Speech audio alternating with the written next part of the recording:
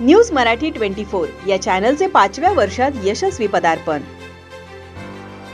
आवाज जो कधी दबणार नाही, सत्य जे कधी लपणार नाही. आरसा समाजाचा म्हणजेच न्यूज मराठी 24. न्यूज मराठी 24 चे 5व्या वर्षात यशस्वीरित्या पदार्पण झाल्याबद्दल सर्व वाचकांचे व दर्शकांचे मनपूर्वक आभार.